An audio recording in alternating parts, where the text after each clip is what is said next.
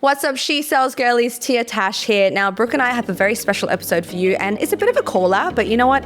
In the best way possible. We're talking about account hopping, and you'll want to stick around for this one. See you in there.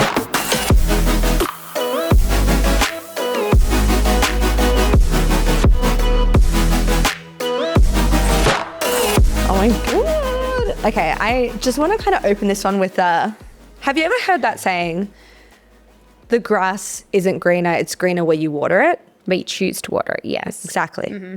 Right? What does that mean for you in terms of sales? Ooh. So do you know it was a 21-year-old who first told me that, and I was like, you are so wise beyond your years. Oh my God, love that. So not ChatGPT. No. I mean, maybe it originally, I don't know. But he was like, he said it on a sales call to challenge someone's belief. And I thought it was just so powerful. The grass isn't greener on the other side. It's greener where you choose to water. And I was like, whoa. That's a really old saying, by the way. Like it's ancient and it's popular for a reason. Like it resonates. Yeah. Do you know what I mean? Exactly. And it resonated with me so much so that I went away and was starting to think, oh my God, I am actually trying to find the next best thing. I was watering, I was always like, it's better on the other side, it's better on the other side, better on the other side. So for me, in the sales context, what it means is, it's a little term that I like to say, account hopping, where you get on an account, maybe the first month, sometimes we call it beginner's luck, is fantastic. You hit, you know what you want to hit. You're like, great. Second month comes along, marketing dips. For whatever reasons, maybe it's external factors that you have no control over. But rather than like being emotionally resilient and just working in the hard times too, they just go, nah, done with this. I'm on to the next one. Sounds like an Easter egg hunt, but there's no chocolate at the end. Right. False hope. I'm not in that hunt. I'm not in that race, honey. No. Well, that's the funny thing. You keep saying like, you know, maybe the accounting dips and whatnot, the marketing dips, whatever. Well, what happens a lot of the time though? You know, they hire new closers. Accounts hire new closers because their account's going really well. Yeah. Right? The new closers come on, they're better than you. Then you're like, I'm not making as many sales. I'm not booking priority number one. Wait, how'd you say that? Booking priority number one? I'm not booking priority number one anymore. And so you're like, oh, no, that can't happen. I'm earning less. Yep. But that's on you. Yeah. But they'll go, where's the next one where I can be the big fish again? Yes. It's wrong. Yes. Yeah. So it's like understanding like what is coming up for you, because is it the ego being like, I'm not number one. I'm so used to being number one. Right. Do you remember? Let's go back. Let's go back to old days that we were both closing on the same account together. Yes. Okay. So rewind a little bit. I'm there. When you first started, there was another woman on the account, and this is classic women, right? Yes. There's another woman on the account. I'm trying to remember. What's her name? Starting with an L? Yeah, let's leave it at that. Okay. You cheeky devil. And when you started, instead of being like, oh my God, we have another woman, like let's talk to her, let's like get her in, like let's make her amazing. It was like, oh my God, have you seen so-and-so? Have you heard this? Have you seen this? Oh my God, she's so fake, this, that, which is just classic insecure women. Yeah. 100%. And it's so easy to be bought into that. It's so easy to just be like, because it feels good. Yeah. Right? You get that external validation. You get the like, oh my God, yeah, you're right. And then you feel good because you're sucking on the leaderboard. So you have to do that to make yourself feel better. But she didn't last long. No, because you just went boom to the top. Yeah. Now, there were moments too where I'd be like, what is she doing that I'm not? Like, why? I've been the top for the last 3 years. Like, this is getting too touch and go for me. Like, the thought of having someone else at the top was a really hard thing for me to... It was challenging your ego. Exactly. It was like, even though I was like, I know one of my values is like, there's plenty of pie for everyone. Yes. It's one of my values, but I was being tested, and there was times where I wanted to just also be pulled into that conversation because it felt good. And I was used to getting all the praise, and I was used to getting all of the, you know, do what the ego does. Yeah. Right. And so when that happened, it was a real, and I'm so proud of myself for in that moment being like, I want you to rise to the top. Yes. Because I did. Yeah. My true self, not my monkey mind, my true self was like, I want you to be the best. Well, why are we sitting here right now? Yes. Literally. She's not. I am. We are. Do you know what Exactly. But it's true. Because speaking from an abundant mindset versus acting from an abundant mindset are two completely different things. You can think abundant till the cows come fucking home, honey, but it's not going to change. Acting from abundance, actually putting yourself out there in that frequency where you're like, give and give and give and like there's enough.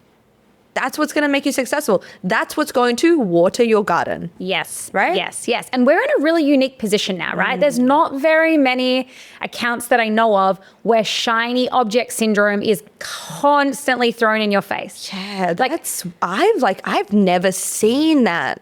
Girl, there's times where I've been like, I want to just throw in, I'll just throw in she cells and jump on that account. Like that looks amazing. Let's go. Throw that in the bin. On to the next. And like, I understand. So sometimes like and the importance of this podcast is because yes, shiny object syndrome is a real thing. But but you continuing to follow the shiny objects is only going to keep you starting again and again and again, instead of building an empire, building something special on the one. Consistency is a skill set that I feel has been lost. Yes. And that's the thing that makes you successful. Yep. It's not how many millions of different things can I do in a short period of time. It's how can I do one thing over a million years phenomenally. Yep. That's what the ancient civilizations knew. And that's why they thrived for so long. Anyway, back to today's age. But like we hear it all the time. Like, look at successful business owners. They weren't overnight success. No. They were consistent over time. Rejection, no. I mean, gosh, there's so many famous people. J.K. Rowling, for instance, and Harry Potter. Like she was rejected by like 90-something publishers before she got her yes. Yeah. But she didn't change her story. No, she continued to water it. Yes. She wasn't like, let me do vampires. No, she did wizards. Exactly. And I'm sure publishers tried to say, hey, this isn't going to sell. Right. You need to change your, start talking about vampires or talk about something less, whatever, They tried to change her. Right. So I think like if we come back to like what we're actually talking about, for me, account hopping is a trauma response. And what I mean by that is most of the time it's disguised as strategy because it's not the account itself. It's always like lack of consistent effort. Yeah. Okay. Or the inability to handle no or fight for the sale. And the fighting for the sale one is important because that tells me they only want easy. They want to be an order taker. Correct. I had a few people speak to me last week about like, oh, I just want lay downs. I'm like, yeah, like don't we all? Do you know what I mean? But like life actually wouldn't be fun if everything was a lay down. Where success and the feeling of success and the feeling of watering your garden and seeing it grow comes from is the struggle, is the drought, is the storm that you have to endure. If everything was fucking rainbows and butterflies and sunshines all the time, I would soon get sick of that. And trust me, it happens. It happens. So be grateful when you don't get a lay down because that's a challenge from the universe for you to be better. Yes. Right? And strong teams are formed not in the high times, in the low times. Yeah. And one thing that I read, so Google did a study, it was a 2-year-long study about what women specifically need in teams. Okay. And it was psychological safety. So the moment that they feel like their job is in jeopardy, the claws come out. Right. So if I think back to that situation in when we were both closing together. That makes sense. Yes. Right. So any new, and this is particularly important in sales teams with the, the more women flooding the space, is that when you're in a sales team and someone else comes on, your immediate, if you're in a scarcity mindset, goes to, oh, what if I'm not good enough? Jesus. Which then, rather than work through that, you start to put down the person who's better than you because you're now scared you're going to lose your job. Wow. And that's bringing up that trauma. I'm not good enough. I'm not worthy. Yeah. So what do? We look for the next thing to make us feel good. That's so true. Like you see it across every single part of our life, the attachment style, avoidance style, personal relationships. Women's claws come out when, let's just say, you and I are at a bar and we meet a man and the man's girlfriend, like we're not flirting, like we're having a business conversation. She comes over and she's like, what are you doing? Who is that? We're like, whoa, we're not interested, right? Yes. Tearing us down. Like, wait a second. Yep. Let's reel this back in. Like we're not trying to steal your garden over there. Do you know what I mean? Exactly. But that is literally just that safety. It's that safety psychology. Yes. So the best thing you can do in a team is like not continuing to pump people up. It's not just to call out the wins. So like, this is our best closer. This is what like do what they're doing, but actually to call out effort and activity to really make people feel seen and appreciated. Interesting. wow, that really goes against how I was raised, because obviously, like, Yes. my dad always had this saying, like, love you, dad, but it was very old school mentality. If you're not first, you're last. Oh my God, my dad said the exact I know, we're same the same thing. I know. Like, there's no participation ribbon in life. No. So don't fucking expect one. No. If I got second and I still got a trophy, it wasn't good enough. No. And so, like, of course, that feeds that belief. I'm not good enough, not good enough, Right. not good enough. And so when you're on a team, and especially in a performance-based environment, it's competitive. Girl, KPIs, closing, cash collected. Yeah. And like, you are your own business. You're a subcontractor. Exactly. So like, yes, the thought of losing your job because the security of whatever you deemed as secure, which usually is a 9-to-5 paycheck, steady paycheck every single, that goes out the window. So you're already got that sense of like, oh, my job, is this safe? Right. Like, am I doing the right thing? So then someone else comes on and they're better than you. Do you know what's funny? Like, personal story here, like feeling. I have never had a feeling of job insecurity as a closer. Before that, yeah. Every time I was in a job, yes. As a remote closer working for myself, I have never doubted my ability to make money. Can I tell you why? Tell me. I love when she like psychoanalyzes me and gives me answers. Tell me. Well, only because I was talking about to Scott this the other day. Oh, really? Yeah, About not me? you. No, You're like, about me? no, about this, because Right. people think, and obviously this comes down to everyone's model of the world and what they deem as being secure and stability and all of that kind of stuff. Though, when you have a skill set that's built on a strong foundation, so yours is built of like, you've got a concrete base. You're in a brick house, yeah? You're not in a straw house. This communication. Right? Yeah. And it is solid. Yeah. Do you know what becomes your stability? Your skill set. You don't ever need to be scared of losing your job, of not making enough money, Finding other of not being good. income. It will Right. always be there for you. I always. am Money now. My name is Money. Nice to meet you. Hi, Money. Hi, how are you? I'm Billions. Oh, okay. Well, I'll be the M then. I like Millions. She's a bit. Well, you are. You're Brooke. Brooke Billions. Billions. Brooke Billions. Natasha Millions. It goes so well. Oh my goodness. Oh my God, that's so true though. You know what's okay? Another little personal story. I was in the gym yesterday having a bit of a protein shake. This guy comes and sits down and he's like, let me guess what you do for work. I was like, okay. And he goes, you're in sales. I said, how'd you know? He goes, the way that you hold yourself, the way that you're asking me questions. And he goes, let me go even further. Keep in mind, I've never met this guy in my life. He goes, you're a sales coach, aren't you? I said, are you joking? I said, how did you know that? And he goes, the way that you're holding yourself, asking questions, he's like, you're not asking me like a normal person would hold a conversation. And I think back now, I go, oh my God, I am not a remote closer. I am a walking, talking, like communication board. Master. Right? Master. Here. But that's it. Yeah. It's become who I am now. So I would never be scared.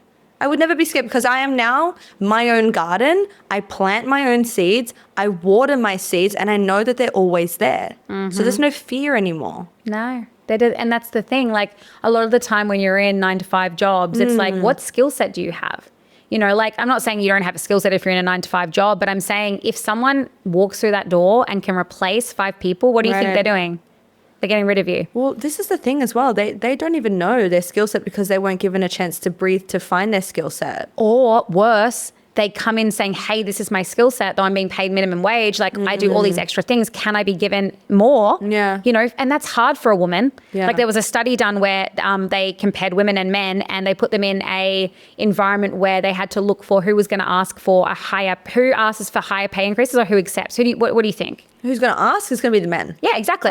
Right. Do you know, there's something ridiculous, like 75% of women accept their salary that they're given, whereas a man will ask for more. Obviously, masculine energy, you have to be in that to be able to say, hey, no, I want more than that. Though women don't necessarily know their worth sometimes. That's correct. like rooted, like again, ancient, Yeah. But when you're in sales and you've got the skill set and you've actually invested time, energy, money, effort into learning it, that becomes your safety blanket, your security. And no one can take that away from you. If someone says you're fired, you're like, okay, I'm going to go to the next thing because I have this amazing solid foundation that I can lean on to find me new opportunities. You know, what you just said sparked an idea in me and I feel like I need to share this because the message just came through. And you were saying they put money into it, right? I think it's so important when people invest in themselves monetarily. So let's just take She Sells, for example. You said before that there's never been an account, a program where there's so many things put in front of you for shiny object syndrome, right? And to get into like our program, it's not $500. Do you know what I mean? Like it's going to cost you like a few thousand, right? Of course, self-development. But what I was thinking is like the Garden of Eden, right? That Garden of Eden had everything in there. Everything that your heart could ever desire was in there. You never wanted to go out, right? Everyone wanted to be in the Garden of Eden. But it costs. You had to sacrifice to be in that garden. As soon as they started asking for more, God was like, out, get out. It's the same thing with shiny object syndrome in She Sells. When you water your own garden, when you put money into your garden, when your garden is fucking gold, you're not looking at other people's gardens anymore because you're like, this is my Garden of Eden. I've got goosebumps. I have goosebumps too because now I'm thinking of Adam and Eve and the forbidden fruit. That's what I mean. The shiny objects is the forbidden fruit. Is the fruit. If you take one bite, it doesn't necessarily mean game over, but it does mean that your emotional resilience goes down because guess what? You didn't learn the lesson that you need to learn. So what do you think is going to happen on this new account? Yeah. The exact same thing. Oh my God, and who's the snake telling you to eat the fruit? All the other people that aren't number one on the leaderboard. Right. There's more. There's Come more. on. Yeah, leave. Just leave. There's the door. Yeah, you're being tested. So when you fail that test, what's going to happen? You're going to have to learn it again until you learn. And then a lot of people just they tap out. This is too hard. That's correct. That's right. The burnout is real when you start account hopping. So I was on 3 accounts at once, which I never recommend, by the way. I was just like, I'm getting money hungry. Yeah. Do you know what I mean? And that's a whole different podcast episode. Yeah. But like I was getting money hungry and I was like, this one. Like I was top of my game. I'm like, yeah. Everyone wants a piece of Tash. It's great. Fuck no. No, and trust me, the grass is not greener. Like there are problems in every single account, but there are problems in me. And that's what I came to realize. Wow. Yeah. Can I share something super, something that, again, because we're self-awareness queens. So when I wanted to start looking for another account, we were paid extremely well. Like there was no one in the industry that was paid the percentages that we were paid, well. right? Yeah. So why on earth would I be looking at another account? Okay. Sometimes I would look at other accounts in spite. Like literally to be like, I am done dealing with this, or I am done with it plays some entitlement. That's where I was coming from. Oh my God. Yes. Yep. And so I would look just in spite. I knew I was the best, but I was like, oh, what if I could dangle this job opportunity that I have in front? What else could I get? Yeah. So it was like that. Whoa, that was some demons that I really had to learn about why was that happening to me. And again, I think it comes back to wanting to be the best. And then if someone threatened that throne, my throne, I would be like, I'm going to look elsewhere. Yeah. And it just never panned out. Honestly, I've probably been on 4 accounts my entire life and only one of them was the real deal. Yeah. The other 3, promise after promise after promise. And this is what we want to talk about next. When is the right time to leave an account? Because sometimes you can do all the work. Sometimes it is the account. Exactly. Yeah. But every one of those 3 accounts that I went to, nothing. Unqualified leads. It was a test. It was a test. Exactly. So I constantly was back on the same account. So I just watered where I was. I watered the relationships. Yeah. I watered my own self-development. So putting time into my skill set, listening to other people's calls and not listening with ego, but listening for what I could learn and take. Right. And I got so incredibly good, and not even just at sales, but at life. Yes. I just started to be better in every regard because I was not letting my ego make decisions for me. Nice. Well, that's the thing. The whole point of watering your own garden is that, yes, not only is one type of plant going to grow, but a garden has trees, bushes, fruits, grass, everything. So your relationships with other people, your interpersonal relationships, the way that you handle money, the way that you handle yourself, your health, everything is supposed to 10x when you water your own garden. Yes. And so if that's not a reason enough to look at your own backyard and say, what am I feeding here? Yeah. Or what am I letting shrivel up and dry out? What am I focusing on? Am I focusing on the dead grass, or am I focusing on the beautiful tree that's just blossomed? Yeah. Because that's another thing. If you're focusing on the dead grass, of course. All you're going to see is the dead grass. Exactly. So when I get like, because I do all the time. Once you're like, when you get on account, all the insecurities start to show. Oh, 100%. You start to enter scarcity because you're like, I had a really good month last month. Like, am I going to be able to do it again? Yeah. That's the type of language that you have if you let it. But unfortunately, a lot of women do. And I get like messages at 10 p.m. being like, oh my God, I think I need to change accounts. I haven't had a sale in the last like week. And I'm like, try the last month, girl. Exactly. Like a month of no sales, that's something seriously going wrong. Okay. Yeah. But like a week, 2 weeks, if the account has said, hey, give us some time, we've actually recognized it, we've listened, now we've got to implement. Do you think that's going to happen in a click of a finger? Never does. Yeah. It can't. It doesn't happen overnight. Like, look at the support that you're given. Yeah. Look at how well that the account adapts to the feedback that you give. And if they're willing to work with you, that is a gem. Yeah. That's a gem of an account. Yeah. Like, yes, sometimes you need to make a business decision to be like, hey, look, I actually am not enjoying the conversations anymore. Correct. Like that is something to really look at, to be like, okay, are you serving this person still if you're not enjoying the conversations? Yeah. If you are already tapped out. That's a different story. Exactly. Yeah. And that did happen to me on one of the accounts. It was also a health and wellness account. It wasn't our one, but it was a different one. And by the end of it, I was just like, this is bad to say, but I'm like, I don't even fucking care if they lose their weight. I don't care if they get to their goals. I was so over it. Yeah. And that's when, you know, like for me, there was no coming back but I didn't just leave. No. I gave it everything and I was making good money, but I was just like, I am really hating having these conversations now. Yeah. And so that's when I knew my garden had outgrown the space. Yes. That was it. Like you couldn't keep up with expand. the nurturing, Exactly. like the pruning. Like you couldn't keep up with like keeping everything in shape and looking beautiful. So it was overgrowing, and that's your sign that you need to be on a different account, on a different table, maybe in a different industry, so that you can start from scratch again and water that garden to get to the same point. But like, let's be real. Sometimes you'll never get sick of the conversation. Exactly. You know, sometimes you'll be able to keep up with the pruning and you'll love to just keep growing within the space that you're in. So it all comes down to like being attuned with what's coming up for you. Not being emotional.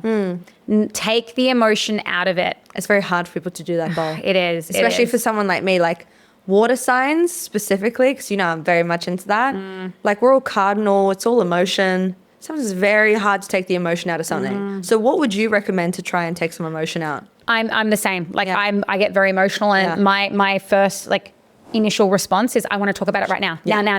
Like I don't care what time it is. Like let's talk. Legit, we can't go to sleep if someone's like, we need to talk. Bye. When we were having that slight, like the slightest, just like lucky you and I were up at the same time. Yeah. Because we were just like right now. But I was like crying at 2 a.m. being like, do you know what I mean? But I had to. I was like, Winnie. But then it was fine. It was fine. No, but see, but that's what I mean. How can someone like us who is so emotionally responsive take it out? What would you say the first step is to like pause? Literally pause. The longer that you can extend your reaction time, the better. Nice. So like for me, even when I look back at, say, the first message I sent you, it was in an emotional state. Oh, I knew. So, but that's what I'm saying. If I had just press pause, gone to sleep, it was 2 freaking a.m. in the morning. Gone to sleep, woken up, I would have approached that very differently. So pause. Nothing is as bad as you ever make it out to be in the moment.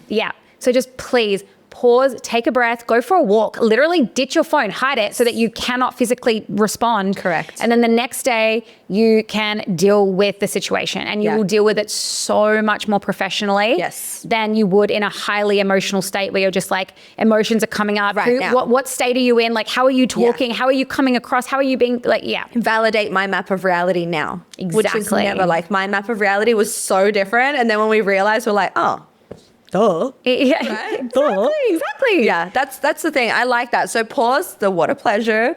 And then also like just remind yourself, you're a freaking little specimen on a floating rock, rotating somewhere in a dark vacuum of space. It's wild how big we think our problems are. I know. Just take a step back and get some perspective. It's all going to be okay. But like, choose your garden first. Don't you think? Exactly. And give it time. Like you don't plant a seed and the next day it's sprouting. Beautiful. You know, you like, come on. Yeah. It takes time to build a beautiful garden. It really does. And anyone who has a beautiful garden will tell you that. Exactly. It's a lot of work that goes into a beautiful garden. Right. We But can't once you just have it. Exactly. Yeah. Then it's just like Maintaining. Right. So yeah, it's just important for me to have said that, because I know all the girls in the community are going to listen to this and going to be like, she's talking about me. And like, yeah, I am. This is a bit of a call out episode, because like, do you know how many times we place women on good accounts and then they leave? They leave to go to the next best one because they've seen it in Slack be posted. And it's like, I feel like we should give a little bit of context for the women who are not in She Sells. Yeah. So we have this recruitment tab when you do our advanced program. We place you at the end, like that's part of the service, right?